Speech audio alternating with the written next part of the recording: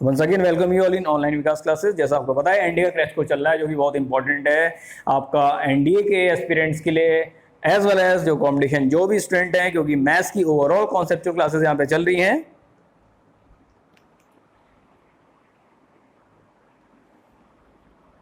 तो मैथ्स की चल रही है घमासान कॉन्सेप्चुअल क्लासेस और बहुत ही फाड़ कॉन्सेप्ट चल रहे हैं यहाँ पे, इसलिए बने रहिए, पूरे लेक्चर को देखिए, एंजॉय करिए और बताइए कि आपके कॉन्सेप्ट कहाँ पे वीक है, तो ताकि उन कॉन्सेप्ट को मैं दोबारा रिवाइंड करा सकूं, या कोई भी डाउटफुल टॉपिक है तो डेफिनेटली उसको मैं दोबारा यहाँ पे लाऊंगा। तो फिलहाल जो हमारा आज है लेक्चर नंबर 15, जिसमें हम कंटिन्यूटी और डिफरेंशिएबिलिटी की बात करेंगे।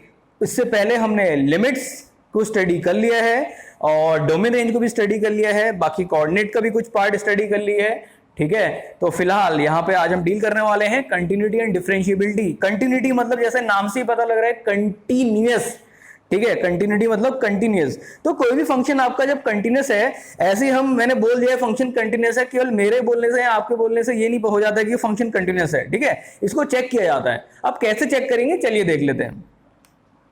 तो सबसे पहले आपको पता होना चाहिए y is equal to f x. में कोई सा भी फंक्शन दे दूं आपको यहाँ पे और कहूं कि चेक करिए किसी भी पॉइंट के पे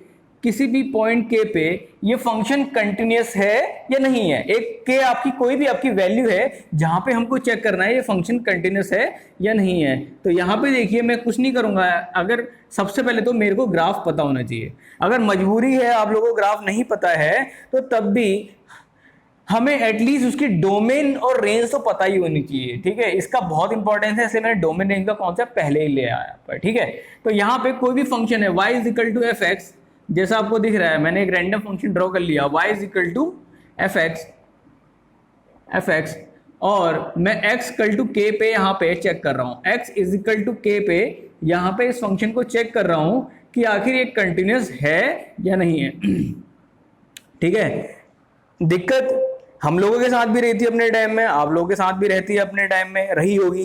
ठीक है, जब आपने इंटर दिया होगा, आपको अगर डोमेन रेंज का कॉन्सेप्ट नहीं पता होगा तो आप लोग भिड़ा भिड़ू के आ जाते होगे। अगर तुक्के से आंसर आ गया तो बहुत बढ़िया, बहुत खुशी होती है। ठीक है, और कितने तो स्टूडेंट को मैंने ऐसे भी देखा है 95 99 तो ले आते हैं, लेकिन उनको ये नहीं पता है कि वो चीज़ आई कैसे, क्योंकि वहां पे अगर आपको 11th का बेस मजबूत नहीं है मैथ्स में डोमेन रेंज का, तो आपकी ये चीजें गलत होने की चांसेस बहुत बढ़ जाते हैं, खास करके कंपटीशन में। बोर्ड में तो चलो आपने ले लिया कि मतलब स्कोर कर लिया किसी तरह आपका, ठीक है, क्योंकि बोर्ड में आपका थोड़े लीनियंटी प्रॉब्लम रहती है, लेकिन कंपटीशन की जब बात आती है तो वहां पे अच्छे अच्छे धुरंधरों की हालत खराब हो जाती है। ठीक है, तो सबसे पहले हमें पता होना चाहिए फंक्शन अपनी डोमेन रेंज में डिफाइन है या नहीं है, और डोमेन रेंज उसकी पता होनी चाहिए। ठीक है, सपोज इसकी डोमेन आपकी x इक्वल टू a से x इक्वल टू b तक है।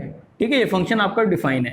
ठीक है, हमें पता है, और हमें ये फंक्शन को पता होना चाहिए कि किस पॉइंट में कि फंक्शन नॉट डिफाइन है, क्योंकि कितनी बार ऐसा होता है कि कंपटीशन में ये भी बोल देते हैं, एक ऐसा पॉइंट दे देंगे जहां पे फंक्शन नॉट डिफाइन होगा और वहां पे आपसे बोल देगा कि बताइए कि फंक्शन कंटिन्यूअस है या नहीं है। अगर आपको डोमेन रेंज वहां पे नहीं, डोमेन रेंज का कॉन्सेप्ट क्लियर नहीं है, तो आप तो वहां पे चेक करने बैठ जाएंगे कि कंटिन्यूअस है या नहीं है। तो इसलिए डोमेन और रेंज का कॉन्सेप्ट क्लियर होना चाहिए।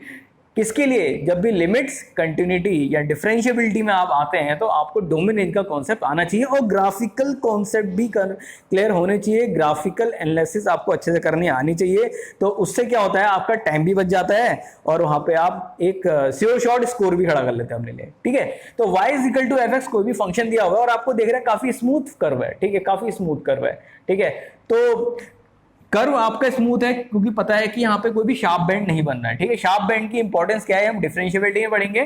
तो फिलहाल यहाँ पे देखिए x इक्वल टू k में हमें चेक करना है, अगर चेक करना है कि ये फंक्शन कंटिन्यूअस है या नहीं है, तो मैं कहाँ से चेक करूंगा, एक यहाँ से लेफ्ट साइड से, दूसरा कहाँ से चेक करूंगा, राइट साइड से। ठीक है, अगर आपको चेक करना है किसी घर में कोई है या नहीं है, तो आपको क्या क्या देखना पड़ेगा, एक तो आप तो डोरबेल बजाएंगे, ठीक है, एक तो डोरबेल चेक करेंगे, ठीक है, डोरबेल बजाएंगे, दरवाजा खटखटाएंगे, या फिर दूसरा तरीका है आपका कहाँ से, खिड़की से भी झांकना पड़ सकता है आपको, ठीक है, कोई है नहीं है, ठीक है। तो यहाँ पे देखिए आपका सबसे पहले हम यहाँ से डोरबेल बजाएंगे, डोरबेल बजाने के बाद यहाँ पे खिड़की से झांकेंगे, जब पता लगेगा कि हाँ वाकई में सुनसान ही है तो समझो घर में कोई नहीं है, ठीक है। तो यहाँ पे देखिए आपका x इक्वल टू k में मैं चेक कर रहा हूँ कि ये फंक्शन कंटिन्यूस है या नहीं है। तो सबसे पहले मैं लेफ्ट हैंड लिमिट चेक करूंगा, दूसरा फिर राइट हैंड लिमिट चेक करूंगा। और लेफ्ट हैंड लिमिट चेक करने के लिए हम जानते हैं LHL इज इक्वल टू कितना होता है, कहां से चेक कर रहे हैं, लेफ्ट साइड से x equal to k negative is equal to fx। तो इसको हम लिख सकते हैं further limit s tends to 0 f k minus h, यहां पे आ जाएगा, ठीक है। Similarly RHL is equal to limit, अब राइट साइड से चेक कर रहे हैं, k यानी इंटीजर या कोई भी रियल वैल्यू हो सकती है, k positive fx is equal to यहां पर हो जाएगा limit s tends to 0 fx k plus h। तो देखिए यहाँ पे एक बार मैं लेफ्ट हैंड लिमिट चेक करूंगा, यानी लेफ्ट साइड से इस फंक्शन की ओर बढ़ूंगा, और दूसरा आपका राइट हैंड साइड से इस फंक्शन की ओर बढ़ूंगा, ठीक है। तो यहाँ पे कुछ वैल्यूज निकल के आएंगी, और फिर चेक करूंगा मैं x इक्वल टू k, इसकी वैल्यू फीड करूंगा तो मेरे को मिलेगा f x is equal to k which is fk, ठीक है। अगर यहां पे ये तीनों इक्वेशंस बराबर हो जाती हैं 1 2 एंड 3, यानी कि fx, तो यानी मैं लिख सकता हूं fx at k negative fx k positive is equal to fk। यानी ये तीनों इक्वेशन जब आपकी बराबर हो जाती हैं, सब तीनों की वैल्यू बराबर होती है, उस केस में आपका हम कहते हैं कि ये फंक्शन कंटिन्यूस है। अगर इसमें कोई सी भी एक चीज यहाँ पे या ये कोई सी भी एक चीज अनइक्वल हो जाती है तो हम कहेंगे वो आपका फंक्शन डिसकंटिन्यूस है, ठीक है। तो कंटिन्यूस होने के लिए left hand limit should be equal to right hand limit is equal to value of the given function at particular point, ठीक है। तो ये आपका कॉन्सेप्ट है, ठीक है। तो ये आपका कॉन्सेप्ट भी है, फंडे भी है, ठीक है। अगर इसमें से कोई सी भी एक आपकी इक्वेशन अनइक्वल हो जाती है तो वहां पे फंक्शन डिसकंटिन्यूस निकल के आ सकता है। पॉसिबल है कि लेफ्ट साइड से डिसकंटिन्यूस हो, पॉसिबल है कि आपका राइट साइड से डिसकंटिन्यूस हो, पॉसिबल है कि आपका के पे आपका एग्जिस्ट नहीं करता हो, ठीक है। तो वहां पे आपका चेक करना जरूरी है, तो वहां पे फंक्शन डिसकंटिन्यूस हो जाता है। तो ये तो तरीका है आपका कंटिन्यूटी चेक करने का, कोई भी फंक्शन कंटिन्यूस है या नहीं है। अब यहाँ पे एक छोटा सा क्वेश्चन यहाँ पे सॉल्व करते हैं। y is equal to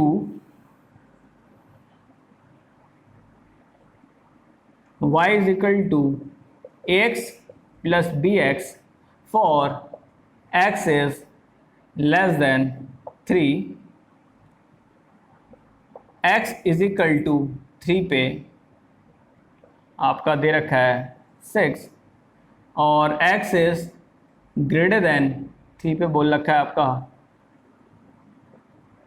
2bx plus a. Find the value of the given constant a and b if the given function is continuous at x is equal to 3. You have to find the value of a and b for the given function, which is very important, बहुत conceptual है। क्या क्या है?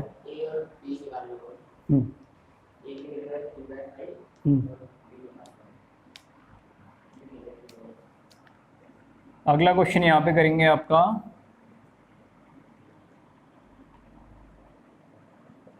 Check the continuity x equal to k पे for y is equal to e की power mod x, sorry greatest integer of x plus 3।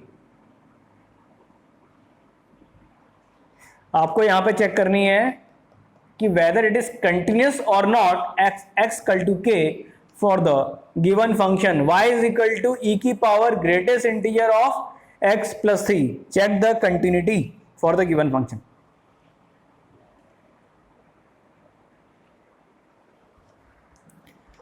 तो यहां पे देखिए सबसे पहले हमें a और b की वैल्यू फाइंड करनी है, जो कि बहुत कॉन्सेप्चुअल है और पूछा भी जाता है. इसी तरह की प्रॉब्लम पूछी जाती हैं. तो यहां पे देखिए आपको पता है लेफ्ट हैंड लिमिट हम क्या करेंगे, LHL. ज्यादा लंबा करने की जरूरत नहीं है, कंपटीशन में को क्लियर करना है तो बस सीधे x इज लेस देन 3 में क्या दे रखा है आपका, ये दे रखा है. तो सीधे इस 3 को पुट करके लेस देन 3 के लिए आप क्या लिख लेंगे, x की जगह 3 रख दीजिए. कितना हो जाएगा 3a प्लस 3b. ये पहली इक्वेशन. दूसरा क्या है k पॉजिटिव यानी RHL. RHL में क्या करेंगे, ग्रेटर देन 3 के लिए क्या है 2bx प्लस a. तो x की जगह 3 रखिए और यहाँ पे वैल्यू फीड करिए. कितना हो जाएगा 6b plus a. Second equation. तीसरी equation x equal to k यानी वैल्यू को फीड करके क्या मिल रहा है आपको, ये मिल रहा है. तो बताओ क्या आ जाएगा f3 यानी कि 6. अब तीनों इक्वेशन मिलके इनको इक्वेट करेंगे. एक बार मैं LHL को इसके साथ इक्वेट करूंगा तो क्या मिल जाएगा 3a plus 3b is equal to 6. तो यहां से मिल जाएगा आपको a plus b is equal to 2. पहली इक्वेशन. दूसरी इक्वेशन को इसको और RHL और 6 को इक्वेट कर दो तो क्या मिल जाएगा आपका 6b plus a is equal to 6. कितना मिल जाएगा आपका, सेकंड इक्वेशन मिल गई. यहाँ पे यहाँ से a मान लो, इसको b मान लो. इन दोनों को सॉल्व करो. कितना हो जाएगा b is equal to 2 minus 1. कितना आ जाएगा आपका, a की वैल्यू क्या आ रही है, a की वैल्यू आ रही है 3/5. b की वैल्यू क्या आ रही है 2/5. ठीक है. तो जो आपने बोला मैंने उसमें मोहर लगा दी है. ठीक है. फिलहाल मैंने चेक नहीं किया कि वेदर इट इज करेक्ट और नॉट. तो अब ये बाकी कैलकुलेशन आपकी है. तो यहाँ पे देखिए a और b आपका यहाँ पे निकल के आ चुका है. अब नेक्स्ट कॉन्सेप्ट हमारा यहाँ पे आ रहा है. नेक्स्ट कॉन्सेप्ट में आते हैं अगले वाले में. x is equal to k पे आपको बताना है कि ये फंक्शन आपका कंटिन्यूस है या नहीं है. कैसे चेक करेंगे, पहले हम LHL लेंगे. LHL लेंगे, बताओ क्या हो जाएगा, limit x tends to k negative. कितना हो जाएगा, हाँ e की पावर, तो यहां पे कितना आ जाएगा limit s tends to 0 e की power k minus h plus 3. हाँ e की power k minus h plus 3. तो कितना हो जाएगा, अगर मैं k से कुछ सब्ट्रैक्ट करता हूं और ग्रेटेस्ट इंटीजर में तो आपकी क्या वैल्यू निकल के आएगी, k माइनस 1 आएगी. तो बताओ कितना आ जाएगा, e की पावर k माइनस 1 प्लस 3. क्या आ गया आपका यहाँ पे e की पावर k प्लस 2. ये आपकी आ गई लेफ्ट हैंड लिमिट. अब राइट हैंड लिमिट क्या निकल के आएगी, limit x tends to k positive. कितना हो जाएगा e की power greatest integer of x plus 3. तो यहाँ पे हम क्या करेंगे, आपका k पॉजिटिव यानी कहाँ से पढ़ ले, राइट हैंड साइड से पढ़ ले. राइट हैंड साइड से पढ़ने के लिए क्या कर लेंगे, यहाँ पे limit s tends to 0 which is e की power k plus h plus 3. कितना हो जाएगा बताओ, limit s tends to 0 k plus h. यानी मैंने इंटीजर में कुछ ऐड कर रखा है, तो जब मैं इंटीजर में कुछ ऐड करूंगा तो मेरे को उससे पहले वाला ही तो मिलता है. यानी 2, अगर मैं 2 पे 0.3 ऐड करूंगा तो मिलेगा तो 2 ही, ग्रेटेस्ट इंटीजर 2 ही देगा. तो यानी k में कुछ ऐड करूंगा, बहुत ही स्मॉलेस्ट डेसिमल प्लेस या बहुत ही स्मॉल वैल्यू ऐड करूंगा तो उसमें क्या मिलेगा मेरे को, k ही तो मिलेगा. तो यहाँ पे कितना आ जाएगा, यहाँ पे आ जाएगा आपका e की पावर k प्लस 3. ये आपकी सेकेंड इक्वेशन आ गई. अब x is equal to k feed करिए तो यहाँ पे कितना आ जाएगा आपका fk. कितना मिलेगा मेरे को, e की पावर k प्लस 3. क्योंकि k अपने आप में इंटीजर है, k को वैल्यू रखोगे वहां पे तो k इंटीजर है तो k मिल जाएगा, k प्लस 3 मिल जाएगा. तो बताओ यहां से आपका साफ निकल के आ रहा है RHL is not equal to RHL which is equal to fk. तो क्या फंक्शन कंटिन्यूस है, function is not continuous. Note down most important concept. आपका कंटिन्यूस कैसे आ गया था भाई,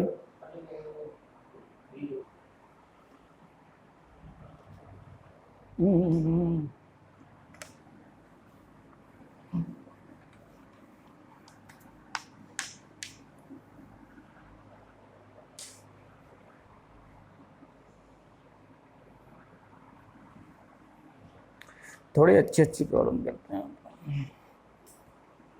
हिसाब से सर ने आप लोगों को बताया होगा वहाँ पे, लेकिन बताना चाहिए, कॉन्सेप्ट तो बताना चाहिए एटलीस्ट।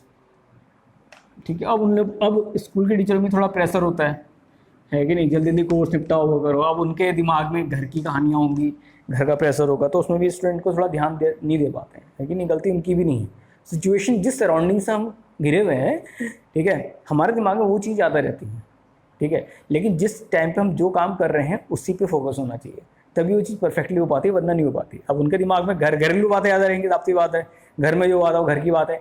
एक तरफ से उनकी अपने घर में बातें होंगी, दूसरी जो उनके साथ के जो टीचर होंगे वो अपनी घर की बातें करेंगे। लो भैया सारा कचरा आके डंप कर दिया, ठीक है, तो स्टूडेंट को क्या पढ़ाएंगे। तो स्कूल के टीचर में तुम खुद बताओ, आपस में कभी ऐसी बात हुई कि स्टूडेंट को हम इस लेवल प्रोग्रेस कराएं कि जिससे कि मतलब कि स्टूडेंट की ग्रोथ हो? नहीं होती। वो केवल उनकी अपनी घरेलू स्कूल में होता गया आपका, बस केवल आपस में आए, गप्पे मारी, टाइम पास हुआ, अपनी बातें की, हमारी प्रॉब्लम है, उनकी प्रॉब्लम ये है। अब स्टूडेंट का तो कह रह गया इस प्रॉब्लम के चक्कर में, स्टूडेंट को आज सीखने को मिलेगा, ठीक है। तो इसलिए मैं स्कूल को बहुत कम फेवर करता हूँ। तो यहाँ पे देखिए आपका अगला यहाँ पे कॉन्सेप्ट आ रहा है आपका डिफरेंशिएबिलिटी का। डिफरेंशिएबिलिटी का बहुत इंपॉर्टेंट कॉन्सेप्ट है डिफरेंशिएबिलिटी का।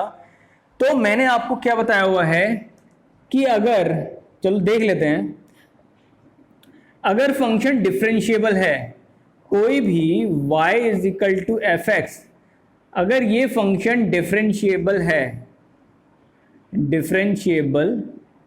है तो ये आपका कंटिन्यूअस भी होगा। ये सबसे बड़ा की फैक्टर है यहाँ पे। अगर फंक्शन डिफरेंशिएबल है तो कंटिन्यूअस भी होगा, कंफर्म है होगा। लेकिन अगर फंक्शन कंटिन्यूअस है तो ये जरूरी नहीं है कि वो आपका डिफरेंशिएबल भी हो, ठीक है। ये आपका हो भी सकता है और नहीं भी हो सकता है, ठीक है। ये फंक्शन डिपेंड करेगा कि फंक्शन डिफरेंशिएबल है या नहीं है। कंटिन्यूअस है इसका मतलब ये नहीं है कि आपका डिफरेंशिएबल है, ठीक है। तो ये तो रही बात आपकी की फैक्टर की, जो आपको दिमाग में रखना है, जो कि एसर्शन रीजन में डेफिनेटली पूछे जा सकते हैं, ठीक है।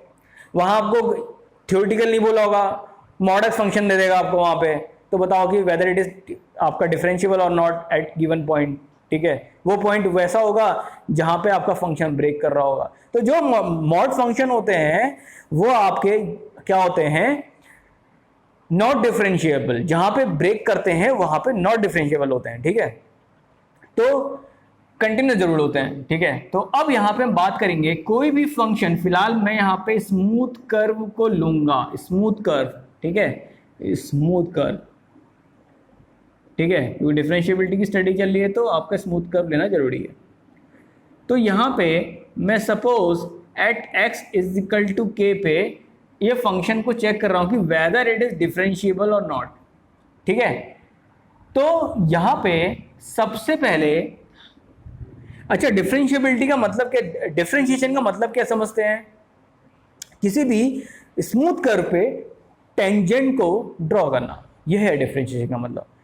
एट पर्टिकुलर पॉइंट के वहां पे टेंजेंट ड्रॉ करके उसका स्लोप चेक करना, ठीक है। तो ये डिफरेंशिएबिलिटी का मतलब है। तो मैं इसको क्या करूंगा, आपका यहाँ पे इस पर्टिकुलर पॉइंट के पे आपका एक टेंजेंट ड्रॉ करूंगा, जिसे टेंजेंट, ठीक है, एक टेंजेंट ड्रॉ कर दिया, ठीक है। अब जरा खुद बताओ, जब मैं इस टेंजेंट को यहां पे प्रोजेक्ट कराता हूं,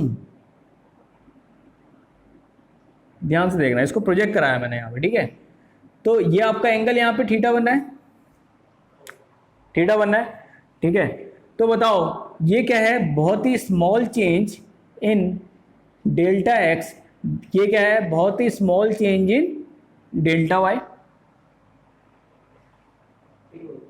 ठीक है। बहुत ही small change in delta x मतलब बहुत ही स्मॉल चेंज ठीक है, गिवन फंक्शन में रिस्पेक्ट में बहुत ही small change along x axis, बहुत ही small change along y axis. तो बताओ इस टेन थीटा की वैल्यू निकल के क्या आएगी? परपेंडिकुलर अपॉन बेस, ये तो हुआ। जब मैं डेल्टा एक्स टेंस टू 0 को बहुत ही स्मॉल कर दूंगा, ये कहलाता है आपका स्लोप या डिफ। डेल्टा एक्स को मतलब कि बहुत और ज्यादा स्मॉल कर दिया है, तो ये बहुत ही स्मॉल वैल्यू निकल के जो आती है, ये दिख रही है स्मॉल वैल्यू। थीटा तो सेम ही होगा, लेकिन डेल्टा एक्स को और कम कर दिया, जिसको मैं कहता हूं इंस्टेंटेनियस वैल्यू, इंस्टेंटेनियस चेंज, वही आपका डिफरेंशिएशन होता है। फंक्शन में बहुत ही स्मॉल डेल्टा एक्स, बहुत ही स्मॉल जो चेंज देखा जाता है स्लोप में, ठीक है, किसी भी फंक्शन में, वही आपका डिफरेंशिएशन होता है। डिफरेंशिएशन यानी slope for very small change along x axis at a given function.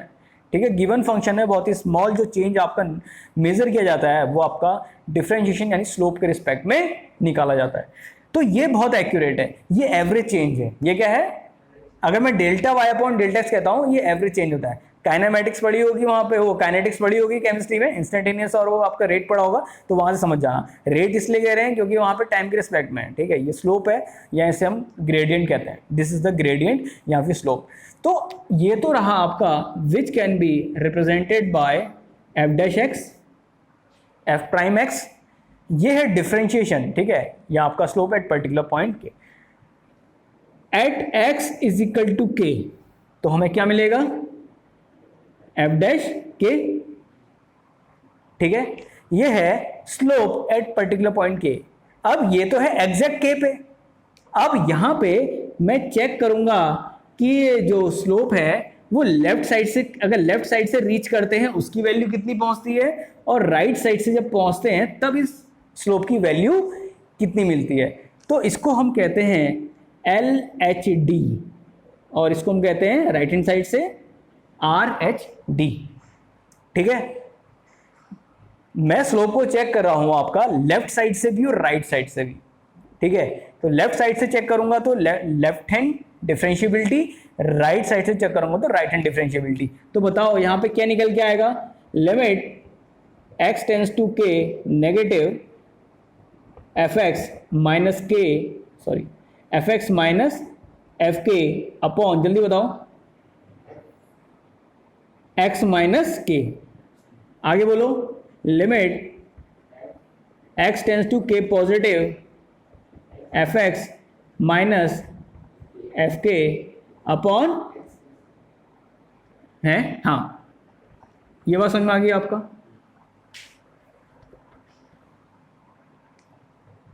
नहीं होता, आपका x माइनस की है, बस फंक्शन आपका डिफरेंट देते ना आपका।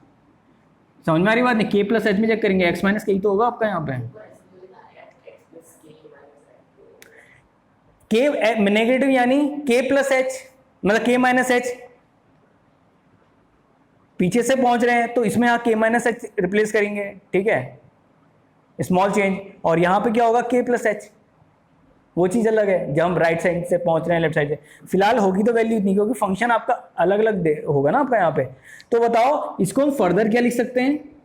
Limit s tends to 0 f, क्या बताओ, k minus h minus f k upon, जल्दी बताओ, k माइनस एच माइनस के से के कैंसिल हो जाए, हाँ, यहां पे बताओ एफ के plus H minus f k upon के प्लस एच माइनस के, ठीक हो गया है? ये ठीक है, ये बाद में आता है, पहले ये। तो हम जो इस स्लोप है इसको हम चेक करते हैं लेफ्ट साइड से भी और राइट साइड से भी। तो लेफ्ट साइड से चेक करने का तरीका ये है, बहुत ही स्मॉल चेंज देखेंगे पीछे से, बहुत ही स्मॉल चेंज देखेंगे आगे से। तो अगर ये आपका LHD is equal to RHD, ये बराबर हो जाता है FK के एफ डैश के, तो तभी आपका फंक्शन डिफरेंशिएबल होता है। यह है important condition, super important condition किसी भी गिवन फंक्शन की डिफरेंशिएबल होने की। नोट डाउन, कोई भी एक आपका अनइक्वल हो जाएगा तो नॉट डिफरेंशिएबल है।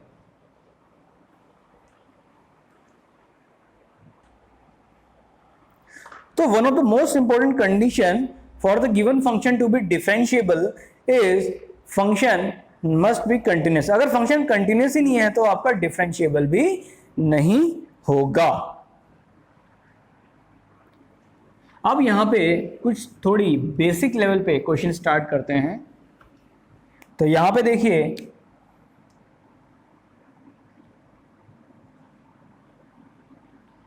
Check the differentiability, check the differentiability. बिल्कुल बेसिक क्वेश्चन पर कर रहे हैं यहां पे। y is equal to mod of x minus k upon x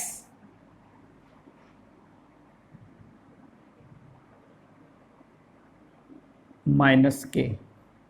ठीक है, के पे बताना है कि वेदर इट इज डिफरेंशिएबल और नॉट। दूसरा है आपका y इज इक्वल टू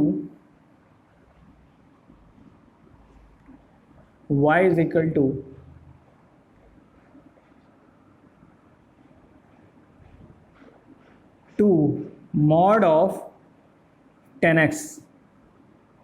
ठीक है, आपको बताना है पाई बाय 4 पे, पाई बाय 4 पे। थर्ड है आपका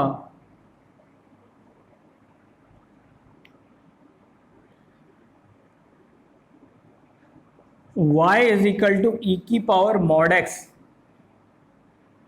a at x equal to 0 पे। निकालो, इन गिवन फंक्शन को बताना है कि वेदर दे आर डिफरेंशिएबल और not at the given points. ये के पे बताना है, या आपका पाई बाय 4 पे, 0 पे। चलिए,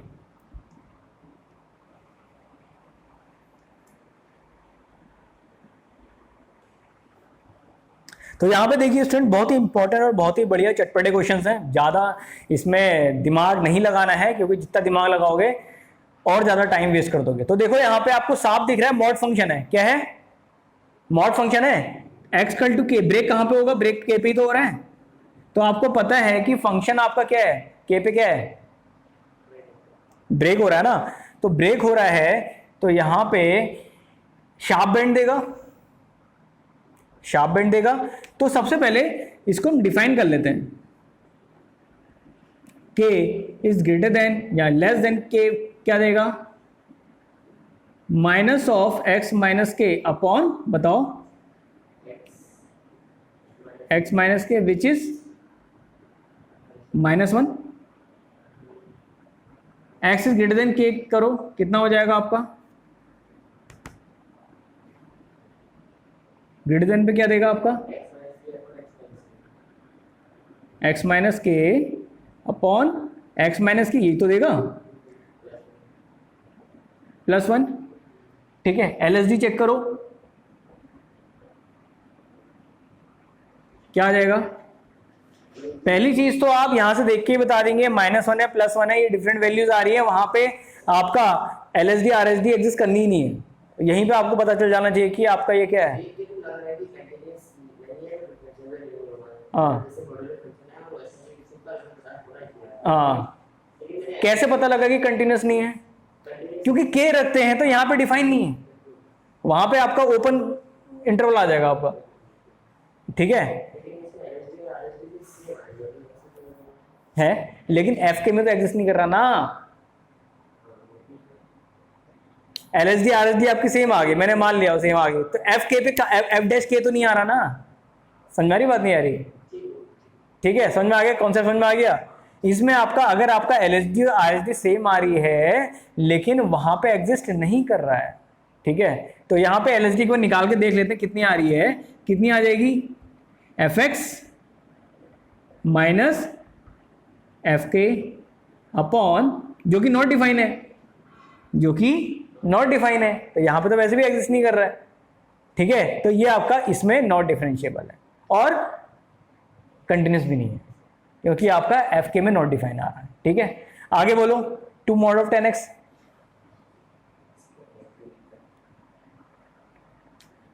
ये देखो, एक तो कर्व मेथड देख लो इसकी, 10x का ग्राफ कैसा होता है, ऐसा ही तो होता है, ये तो होता है 10x का ग्राफ। अब ये 0 है, ये आपका -π/2 है, ये आपका +π/2 है, उसे ऊपर ले लेते हैं तो क्या मिलेगा आपका, ये आ गया, नेगेटिव पार्ट क्या हो जाएगा, ये आ गया। π/4 कहां पे एग्जिस्ट कर रहा है, ये आ रहा है। आपको वैल्यू तो बतानी नहीं है, कर्व स्मूथ है, तो जो कर्व स्मूथ होता है मैंने क्या कर रखा है डिफरेंशिएबल।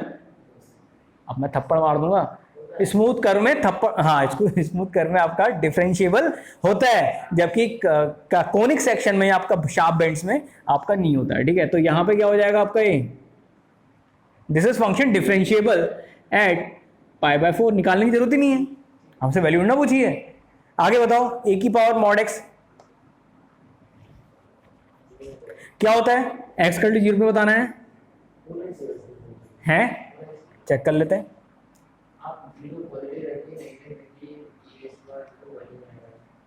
वो तो सही है, लेकिन e की पावर प्लस x का होगा, x इज ग्रेटर देन 0। पहले हम e⁻mod x का ग्राफ बना लेते हैं। क्या होता है e⁻mod x का ग्राफ, हाँ